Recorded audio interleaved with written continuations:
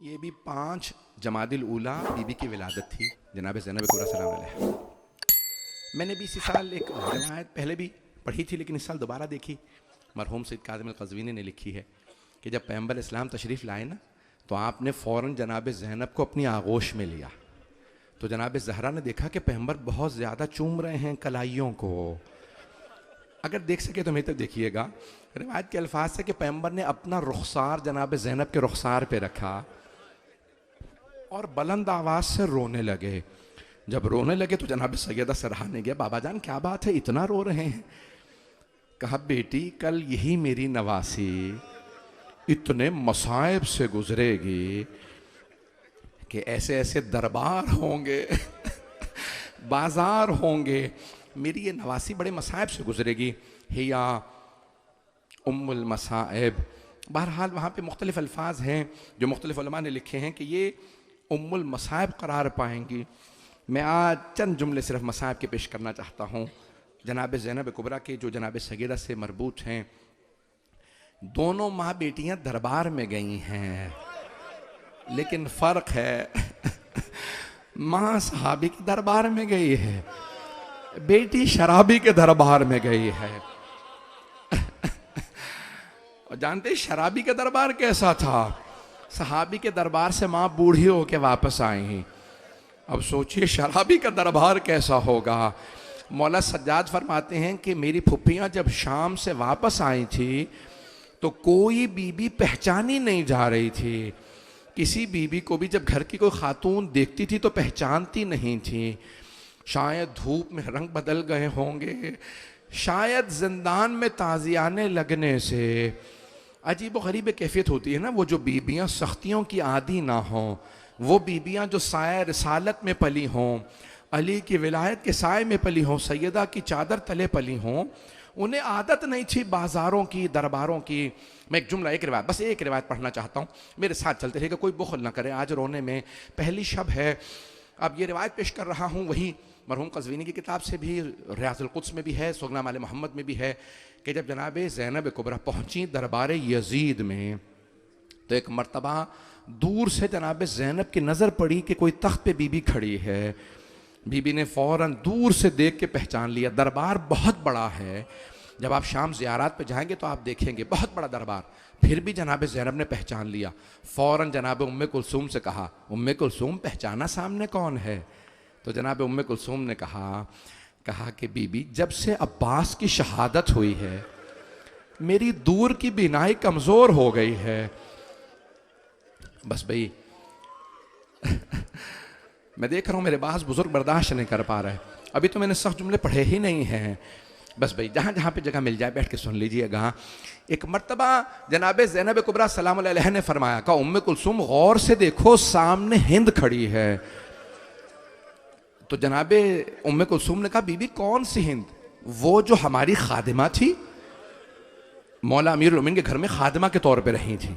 کہا وہ جسے ہم نے پردہ سکھایا تھا؟ کہا ہاں ام کلثوم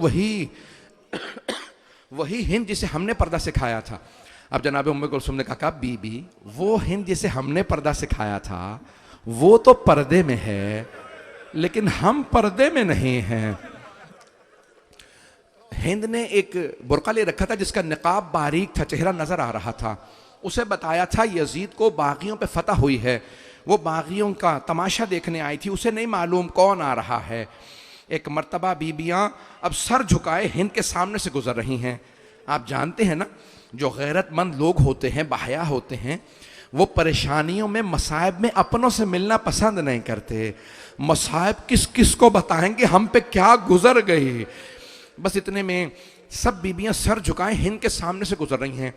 ایک مرتبہ ہند نے وہیں تخت پہ کھڑے زمین پہ نہیں کھڑی تھی، تخت پہ کھڑی تھی کیونکہ یزید کا دربار تھا، شوہر ہے لیکن جانتی ہے یہ دربار اچھا نہیں، وہیں پہ کھڑے سوال کیا جناب زینب سے، من ای بلاد انتم، آپ لوگ کون سے شہر کے رہنے والے؟ جناب زینب نے سر نہیں اٹھایا، ہاتھ بندھے ہوئے تھے بی بی کے، بی بی نے وہیں بندھے ہاتھوں سے سر جھکائے کہا نحن من بلاد المدینہ، ہم لوگ مدینہ شہر کے رہنے والے ہیں۔ ہند فوراً تخت سے اتری زمین پہ آ گئی۔ جناب زینب نے پوچھا کیا بات ہے، تخت سے کیوں اتری ہو؟ کہا بی بی مدینے والوں کے احترام میں مدینے والوں کا بڑا احترام کرتی ہوں. جناب زینب کے آنسو بہنے لگے. ایک مرتبہ ہند نے کہا بی بی میں مدینے والوں سے متعلق سوال کرنا چاہتی ہوں, کیا آپ مدینے والوں کو جانتی ہیں؟ جناب زینب نے ایک مرتبہ ابھی بھی سر نہیں اٹھایا, فوراً کہا کس کے متعلق پوچھنا چاہتی ہو؟ ہند نے کہا بی بی مدینے میں میرے مولا حسین رہتے ہیں, میں علی کے خاندان سے متعلق سوال کرنا چاہتی ہوں, میرے مولا کے بیٹے ہیں, بڑے دلیر ہیں. جناب زینب کے آنسو بہنے لگے.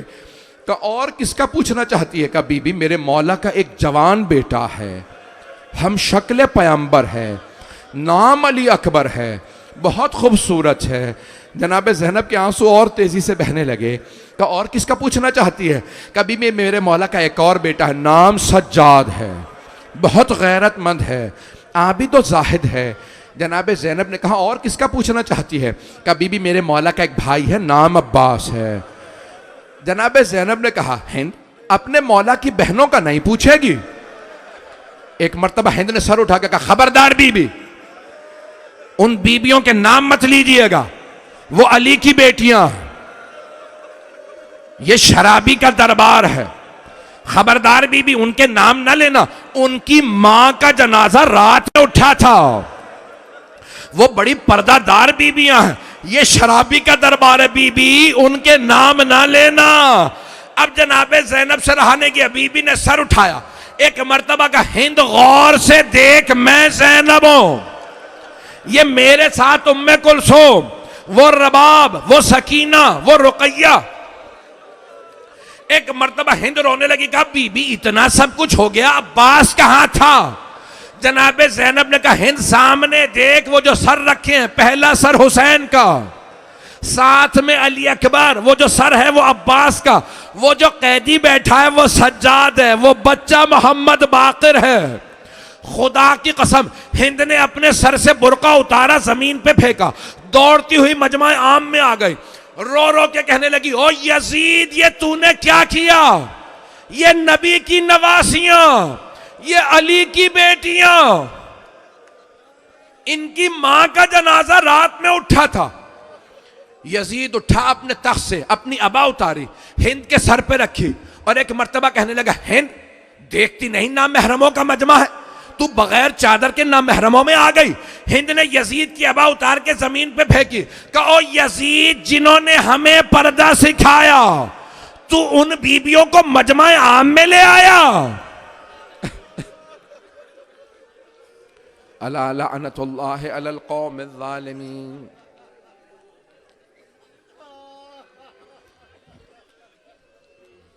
وَسَيَعْلَمُ الَّذِينَ ظَلَمُوا أَيَّ مُنْقَلَبٍ يَنْقَلِبُونَ.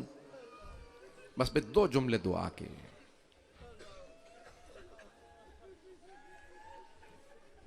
ہاتھوں کو بلند کیجئے گا. میں دیکھ رہا ہوں میرے بعض بزرگ برداشت نہیں کر پا رہے. صرف ایک ہی سوال کروں گا. آپ شام میں نہیں تھے, آپ نے صرف سنا ہے, مولا سجاد نے دیکھا تھا, اسی لیے پھر پوری زندگی روتے رہے. اور جب بھی کسی نے سوال کیا مولا کب تک گریہ کیجئے گا, مولا نے ہمیشہ یہی کہا تم نے انصاف نہیں کیا. نبی یعقوب کا ایک بیٹا یوسف آنکھوں سے دور ہوا تھا, 11 سامنے تھے, انہوں نے رو رو کے آنکھیں گوا دی تھی. میرے 18 یوسف ایک دن میں مارے گئے. کہا لیکن مولا شہادت تو آپ کی میراث ہے.